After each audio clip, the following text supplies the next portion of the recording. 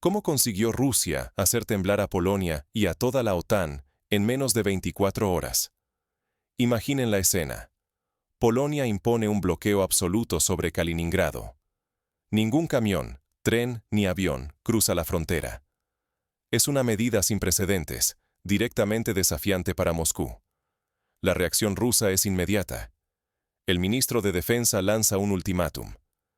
Polonia tiene exactamente 24 horas para levantar el bloqueo, o esto será considerado un acto de guerra. No hay diplomacia, solo una amenaza cruda. El reloj ya está corriendo y el planeta contiene la respiración. Las redes sociales y los noticieros se encienden. En Berlín, París y Washington, los analistas preguntan, ¿acaso estamos ante el umbral de una tercera guerra mundial? Las tropas rusas se movilizan, y el gobierno polaco siente el peso de la historia sobre sus hombros. Nunca una crisis de un solo día había puesto a toda Europa al borde del abismo. La seguridad colectiva, la credibilidad de la Alianza Atlántica y el equilibrio de poder penden de un hilo. ¿Cómo puede Polonia rendirse sin que se dispare un solo tiro? Pero antes de conocer el giro decisivo y el desenlace inesperado, hay que entender cómo comenzó esta locura. Retrocedamos para descubrir el origen de la jugada polaca.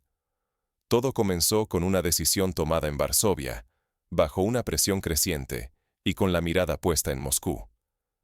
¿Qué llevó a Polonia a dar ese paso tan arriesgado? ¿Por qué Polonia decidió arriesgarlo todo y terminó pagando un precio impensable? Para encontrar la respuesta, hay que mirar siglos de obsesión. Polonia lleva más de 300 años soñando con recuperar su lugar central en Europa del Este, deseando vengar humillaciones pasadas y romper el cerco de sus rivales históricos.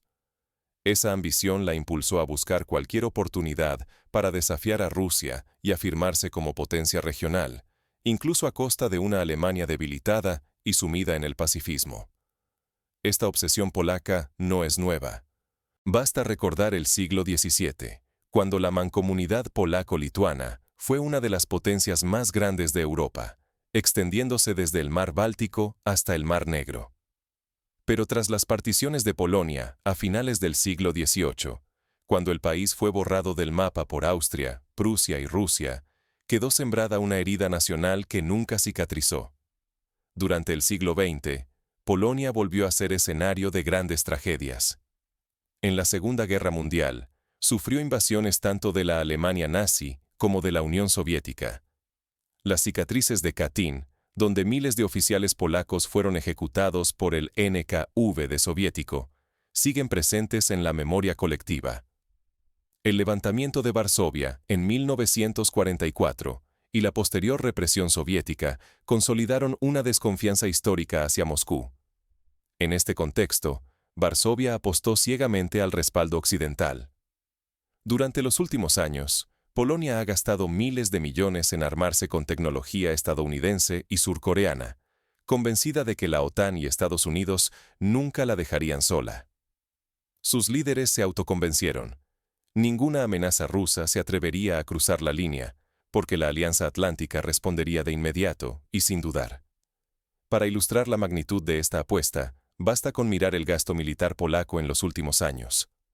Por ejemplo, en 2023, Polonia anunció el mayor presupuesto militar de Europa en proporción a su PIB, superando incluso a países como Francia y Reino Unido. Firmó contratos para adquirir más de 1.000 tanques Abrams, cientos de lanzacohetes HIMARS y aviones de combate F-35, además de sistemas antiaéreos Patriot, todo bajo la premisa de que la disuasión dependía de la fortaleza militar y del paraguas de la OTAN. Pero esa confianza resultó ser una ilusión peligrosa. Polonia subestimó la determinación rusa y el nivel de preparación de Moscú para responder con fuerza ante cualquier provocación. Los estrategas polacos pensaban que el Kremlin estaba distraído y agotado por el conflicto en el sur, incapaz de abrir otro frente. Creyeron que asfixiar logísticamente a Kaliningrado sería visto como una provocación menor, sin consecuencias militares graves. El ejemplo de Georgia en 2008 y de Ucrania en 2014 debió servir de advertencia.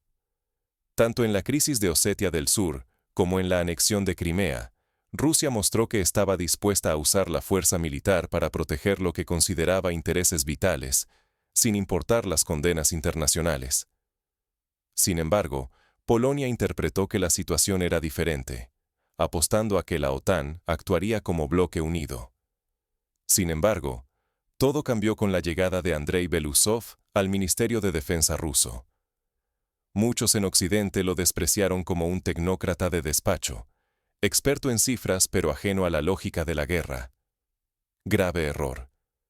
Belousov demostró ser un estratega implacable, capaz de anticipar los movimientos enemigos y de ejecutar decisiones con fría precisión. Bajo su mando, Rusia ya tenía listos planes detallados para defender Kaliningrado ante cualquier intento de bloqueo.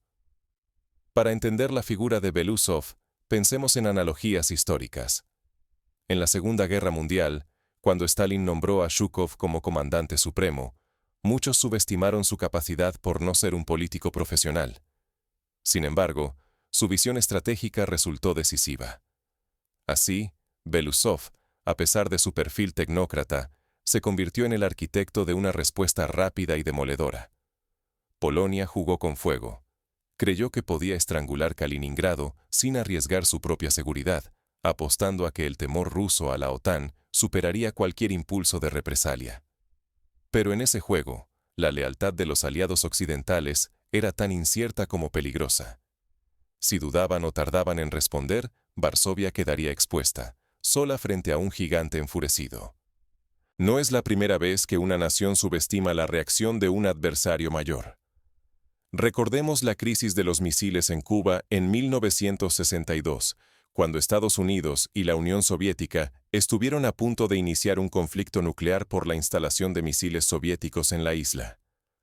Aquella vez, la rapidez y determinación de ambos líderes evitó la catástrofe, pero la lección quedó clara. Jugar con líneas rojas puede traer consecuencias inesperadas. Lo que nadie esperaba era la rapidez y contundencia de la reacción rusa. En menos de 24 horas, Moscú obligó a Polonia a retroceder mediante un ultimátum militar que dejó al descubierto la fragilidad del apoyo occidental. ¿Cómo se desarrolló ese enfrentamiento relámpago y cuáles fueron las consecuencias inmediatas para Europa? Cuando el oso ruso se mueve, ¿quién se atreve a detenerlo? Apenas expiró el ultimátum de Moscú, Europa se sumió en un torbellino de miedo y decisiones frenéticas. En menos de una hora, decenas de miles de soldados rusos y bielorrusos cruzaron sus fronteras, avanzando hacia el corredor de Suwalki, dispuestos a romper el cerco polaco a Kaliningrado a cualquier precio. El mensaje del Kremlin fue cortante. Si Polonia no levantaba el bloqueo, habría guerra. Nadie pudo ignorar la amenaza. El corredor de Suwalki, esa estrecha franja de tierra entre Lituania y Polonia, se volvió el punto más peligroso del continente. Blindados, lanzacohetes y fuerzas especiales se desplegaron a toda prisa, mientras los satélites de la OTAN transmitían imágenes alarmantes a sus cuarteles generales. Para entender la importancia estratégica del corredor de Suwalki, hay que recordar que es el único puente terrestre que conecta Kaliningrado con Bielorrusia, y por tanto, con el grueso del territorio ruso. Esta franja de apenas 60 kilómetros ha sido considerada durante años el talón de Aquiles de la OTAN, una potencial chispa para el estallido de una guerra mayor. En múltiples simulacros militares, tanto rusos como de la OTAN, el control de este corredor ha sido el objetivo central de ejercicios como Zapad y Defender Europe. Lo que sorprendió al mundo no fue la agresividad rusa, sino la tibieza de Occidente. Desde Bruselas y Washington solo llegaron comunicados formales y advertencias vagas. La OTAN, el supuesto escudo de Europa del Este, rehusó tomar acción directa. Estados Unidos, temiendo una escalada nuclear, anunció que no enviaría tropas bajo ningún escenario. Varsovia quedó en shock. Polonia, convencida de que la Alianza Atlántica acudiría en su defensa, se encontró aislada ante el coloso ruso. La moral nacional colapsó. Políticos y generales polacos se reunieron en búnkeres, incapaces de disimular su angustia. Sabían que cualquier decisión podía arrastrar al país a una guerra devastadora, sin el respaldo prometido por Occidente. La tensión alcanzó nuevas alturas cuando Moscú ordenó el alistamiento de armas nucleares tácticas en Kaliningrado y Bielorrusia. Era una señal clara. No se trataba de maniobras, sino de una amenaza real. El espectro nuclear se cernía sobre Europa, disuadiendo cualquier intento de intervención.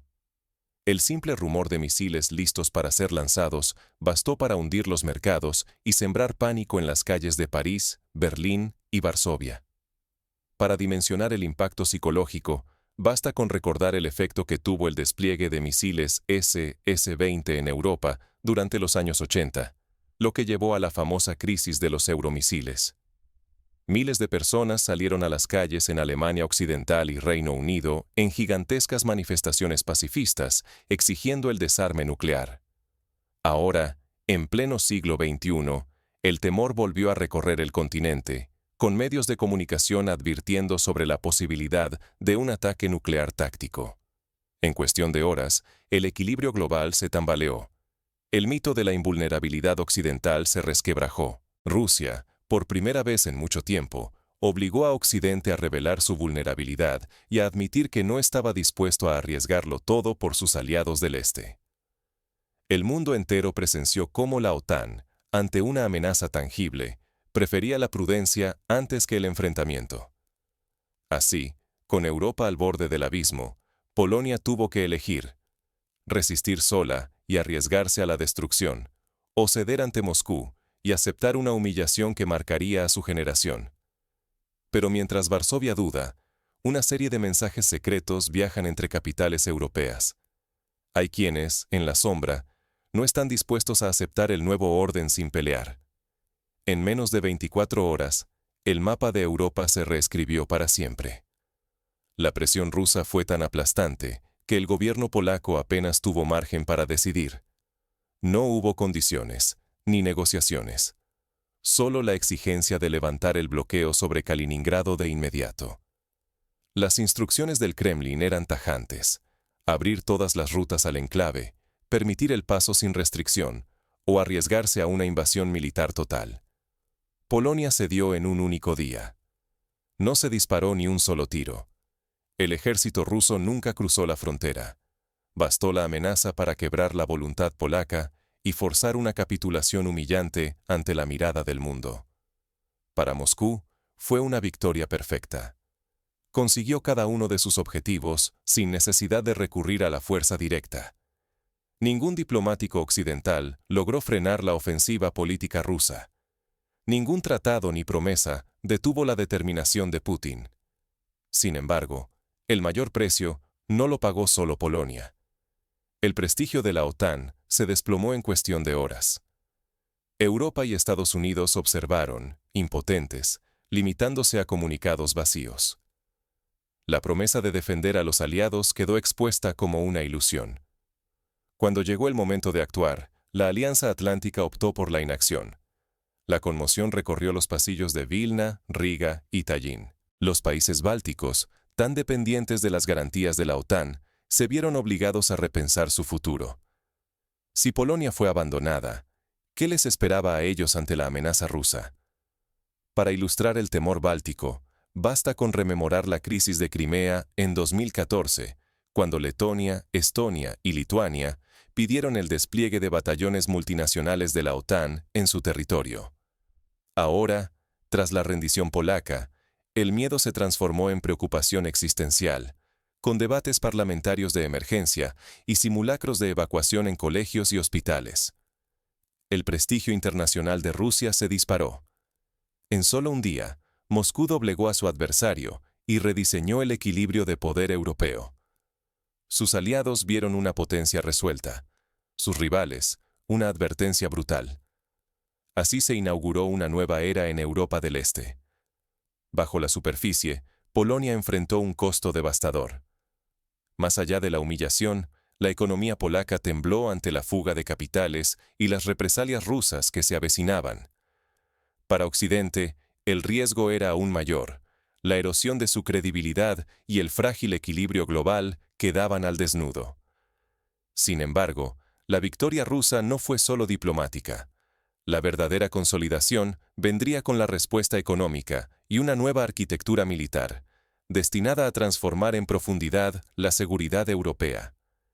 El eco de esta crisis ya se sentía en cada cancillería europea. Mientras Moscú celebraba, los líderes occidentales debían enfrentar una realidad incómoda. El viejo orden había cambiado. ¿Qué implica este choque de fuerzas para el futuro europeo y para los ciudadanos rusos? Las lecciones de la crisis son contundentes. En la nueva seguridad continental, la fuerza domina sobre la diplomacia y la retórica quedó relegada. En menos de 24 horas, Rusia lanzó sanciones económicas devastadoras contra Polonia. El sector logístico, pilar de la economía polaca, se detuvo por completo. Decenas de miles de camiones quedaron inmovilizados, rutas comerciales bloqueadas y empresas al borde del colapso. Las pérdidas ascendieron a cifras de miles de millones, extendiendo el caos por toda la región. Para ponerlo en perspectiva, un caso análogo es el embargo ruso sobre Georgia tras el conflicto de 2008. En cuestión de semanas, la economía georgiana perdió casi el 20% de sus exportaciones, y la inversión extranjera cayó en picado.